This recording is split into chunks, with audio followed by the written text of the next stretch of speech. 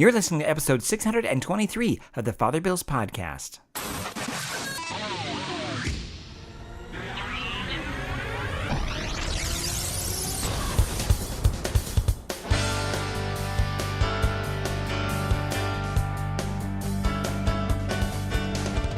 Welcome back.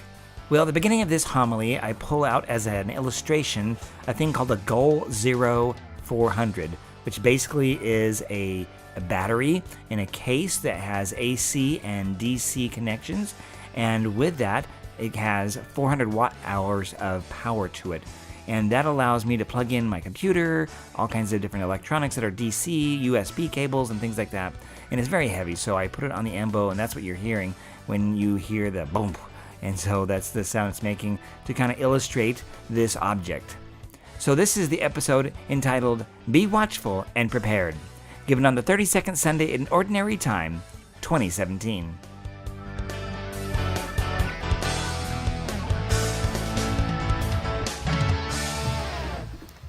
Quiz time. Does anybody know what I'm holding in my hand? Anybody have an idea what this is? Looks like a battery.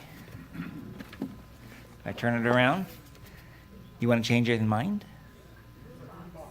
It's a box with a handle on it. It's got a lot of buttons and ports in it. A boom box. It's a boom box. Like that. It's not a boom box. This, my friends, is a solar generator. You're like, what's a solar generator? It's basically a battery, like you said. But as you can see, it has all these ports on it. It's got an inverter and a whole bunch of other things on it. And I have this stored in my garage. It's plugged into the AC, but it's a solar generator. So I have solar panels also. So when the AC goes out, I can put a solar panel out, plug it right into this thing, and it charges it. And it's heavy.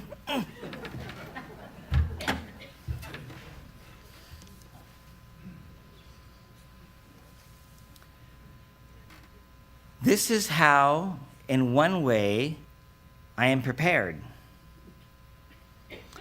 I also happen to have a first aid kit in my car, and I have chemical pellets in a round 5-gallon container in case there's ice on the driveway or it snows. And I have extra bottles of water in my garage. Again, these are some of the ways in which I'm prepared for issues that have happened in the past and will happen again. We have weather issues, and I'm prepared as best as I can. I even have on one of my walls in the house a weather station, so it checks the indoor and the outdoor temperature. It knows the wind speed outside. It even has a rain gauge attached to it, and it's got Wi-Fi, so it's on the internet, so I can also know what the forecast will be.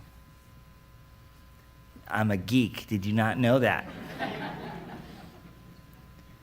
Again, the whole point of this is for me to be watchful and prepared. In the gospel today, we hear about 10 virgins, some who were wise and some who were foolish. The cultural background of this is probably lost on most of us, but maybe I can help out a little bit. So before a couple would live together as husband and wife, they would be betrothed. And that would be basically a contract would be written up, not necessarily between the two of them, but by the two families. Money would be exchanged. We also call that a dowry. And you might say, well, that's just not good. But keep in mind of the times. The family that's giving their daughter away is now losing income because that's one less person that can work the fields. It's also money given to the family in case her husband passes on, she has money to support herself. So you might, keep in mind, we might think of this as an injustice, like she's property to be exchanged. But in a world where the sustenance is such that we need every hand operating to make an existence, that has some context to it. So they would be betrothed to up to 12 months. And in that time, the husband would prepare his house, which would be the house of his father. And in that time, he would not tell his bride when he's coming. It would be unknown to her. They would be considered husband and wife, but not living together. You see how different this is, right?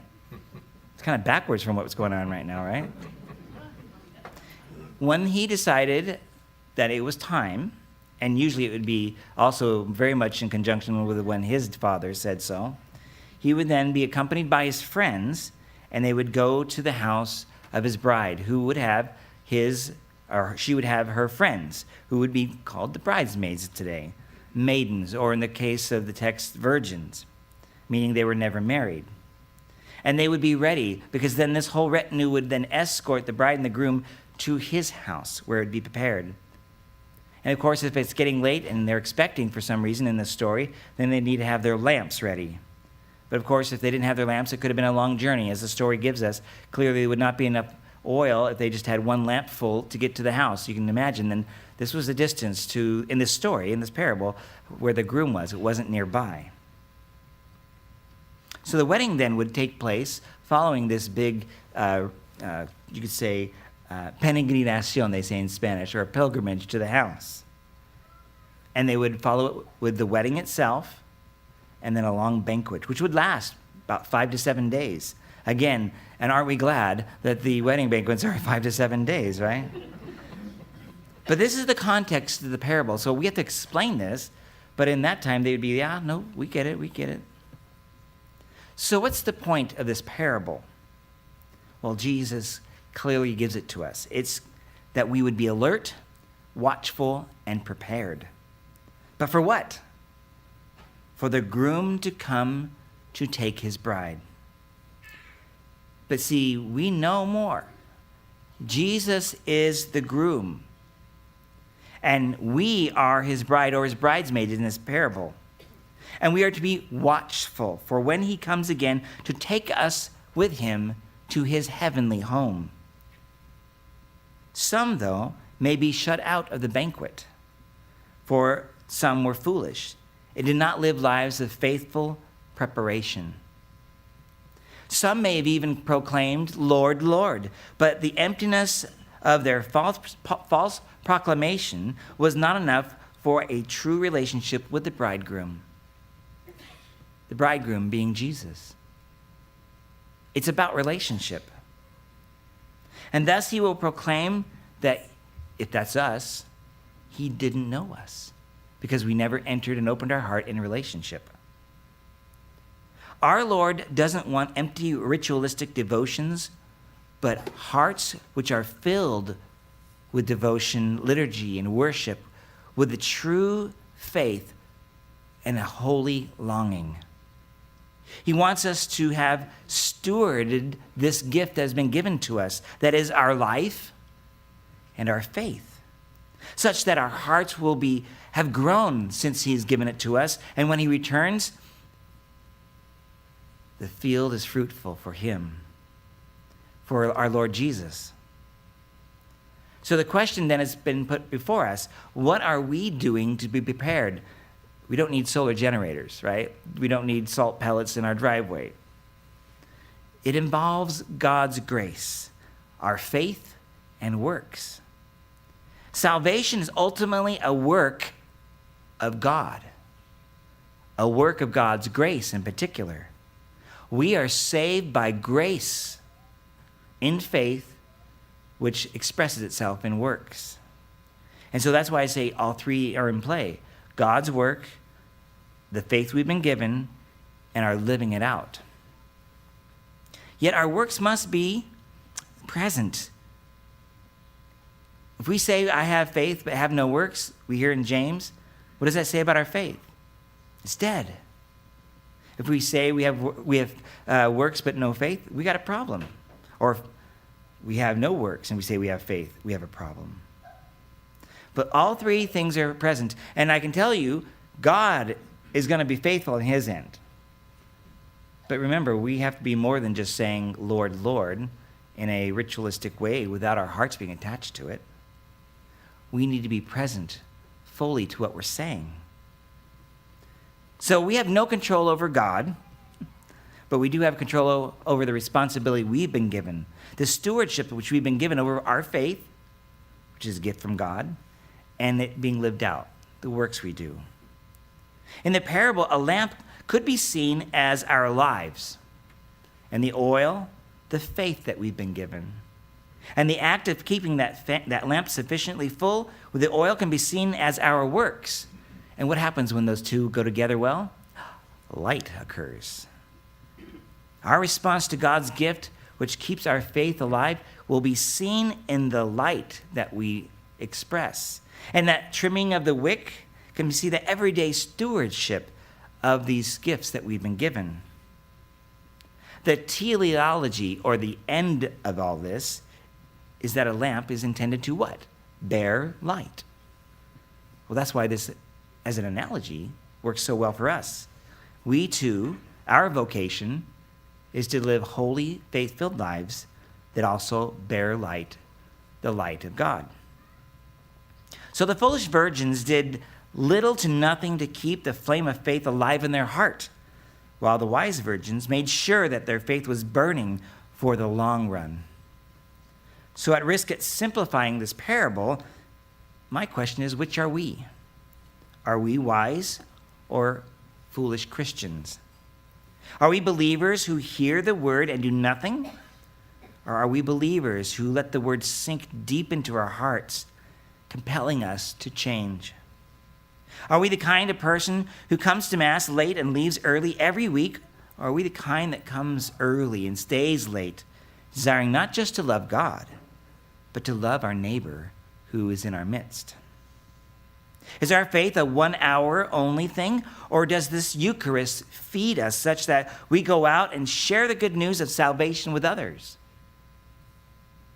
Is our faith merely a mental or psychological exercise, or does it affect us and effect us such that our minds and our hearts repent and we change in order that we'd be conformed into his likeness? Pope Francis put this question, or responded to this, in celebrating the Feast of St. Peter and Paul this past June in this way. So I'm lifting up a homily he has and replacing it for this day, but it was for that feast. He said this: let us ask ourselves if we are parlor Christians who love to chat about how things are going in the church and the world, or apostles on the go who confess Jesus with their lives because they hold him in their hearts. Those who confess Jesus know that they are not simply to offer opinions, but offer their very lives as well. They know that they are not to believe half-heartedly, but to be on fire with love. They know that they cannot just, quote, tread water, unquote, or take the easy way out, but have to risk putting out into the deep, daily renewing their self-offering. Those who confess their faith in Jesus do as Peter and Paul did. They follow him to the end, not just part of the way, but to the very end. They also follow the Lord along his way, not their own ways. His way is that of new life, of joy and resurrection. It is also the way that passes through the cross and persecution. Now, we cannot know when Jesus will come. It could be upon our death in this world, which could be today as we leave the parking lot. I mean, we could be in a big accident in that parking lot. Or when you get home. Who's to know? You turn on a football game and your team loses and you have a heart attack, and that's it. I'm over that. The Beavers have lost many times. I'm kind of conditioned now. But the day of his second coming could also be in our lifetime, when Jesus comes down from heaven and those who are prepared will be caught up into heaven, as the scriptures say. I don't know. But we can know that these scriptures remind us that Jesus has challenged us to be alert, to be watchful, and to be prepared. We also know that this Eucharist can change us from the inside out if we are just open to God's grace.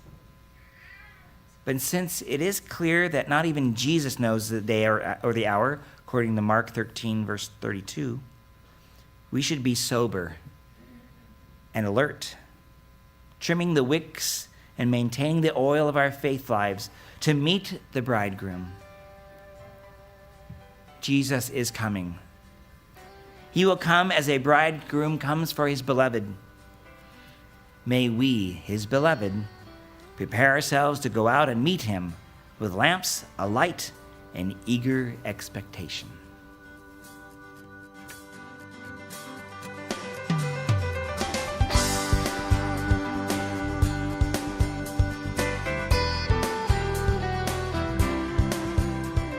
Thank you again for listening to this episode of the Father Bills Podcast. Well, I must say that this Goal 0400 that I showed at the beginning of the homily is just a part of my fascination with solar power. There's all kinds of ways to power things, from gas to hydrogen. We don't have any hydrogen cars running around, but we do have electric cars coming around. And this is an object, this Goal 400. They have a whole bunch of different products. That one is a what they call an AGM battery, something that's akin to what you see in your car, like your car battery, and you can swap it out, etc. And you got to keep it always kind of topped off. But Goal Zero has come out with now their lithium portable power stations, or solar generators. And I was shocked when I happened to go to a Costco several months ago and I saw their Yeti, they call it a Yeti, the Goal Zero 1000. And it's a lithium battery. That's a very different technology. A lithium battery can actually go all the way down to almost zero. This is the stuff we have in our phones, our cell phones, iPhones, Android phones, whatever, and a lot of these power bricks that we use for portable use to charge them up. But this is a very large object. The Goal Zero 1000 is about 40 pounds, which is actually pretty small for what you get. The 400 in a lithium is even smaller than the one that I have as an AGM. So basically what's going on is the battery technology is getting more efficient and just all around better. And so that allows me then to, well, when I went on the Star Party, I used this Goal Zero Yeti 1000 to charge my laptop every day. And I was able to then put it out and then put solar panels on it, or hook them up and get it all charged up again, and get my old Goal Zero 400, which I used for the telescope, and get that charged up in the middle of the day as well. So I was always ready to go, and I didn't need a gas generator. And around me are all kinds of people at the Star Party with gas generators during the daytime, and it's kind of annoying and loud, but this is silent, and it's just amazing. It's very seductive, even, you might say, in a good way, because we're using and harnessing the power of the sun to generate power for our use. So anyhow, I think that was an exciting technological leap that we have encountered. Now, you know, there's all kinds of ways of doing this. There's other companies that put out solar generators, but I happen to like Goal Zero. They have a desire to go out into third world countries and try to help power up the villages and help them out. And I like that. So that kind of goes along with a little bit of a social justice desire on my part. And at risk of sounding like an advertisement, if you go to goalzero.com, you can click a link there. It says Solar Life. And there they have stories about going out into African countries and elsewhere, giving their technology for the use of villages that have no power. And that's an amazing thing to be able to do. And of course, also places where tragedies have occurred and there's been no power to people, and they just come in with these solar panels and these batteries and get people hooked up. It's a lot of goodwill that they're trying to do. So it's not the cheapest stuff, and I imagine that's kind of why, I don't mind paying a little bit more for this particular product, because there are some cheaper ones out there. Goal Zero has also a Yeti now, a 3000 in a lithium, and that's amazing. This is where things are going. You, of course, know about Elon Musk and his battery technology, but this also is something that can be quickly, right now, even installed in our homes, where there's now a Goal Zero Yeti 3000, and they can hook up to a breaker panel in your house, and they have some special hardware so that if something goes, some kind of power failure occurs, you just go over to your breaker panel in your house, flip a switch, and then just a few of your outlets will be powered, like your refrigerator of all things, right? And that you need to keep going because you don't want your food to go bad, as well as some lights and other things. So it has roughly 3,000 watt hours of power, and again, it can go all the way down to zero, but remember, it's also able to be powered by solar panels. So if there's an engaged time away from power and you don't have the gas as well, we have these solar panels, which is pretty awesome. So that obviously, as you can see, kind of inspires me as a geek, and just knowing how amazing it is that we can harness this energy from the sun. It's clean energy, and it's there all the time. So that's pretty cool. So I just encourage you to go there and check it out. It's kind of neat stuff. So if you would like to connect with me or have any questions or comments about this episode, you can go to my website, fatherbill.org, FRBILL.org, and there you can click a button and send an email to me right from the webpage. Take a look at my social media sites or connections, Facebook, Twitter, Instagram, etc., and I will certainly get back to you. I'm pretty good about that, I think, and I hope to hear from you. So until next time, may God bless you, and have a great week. Bye-bye.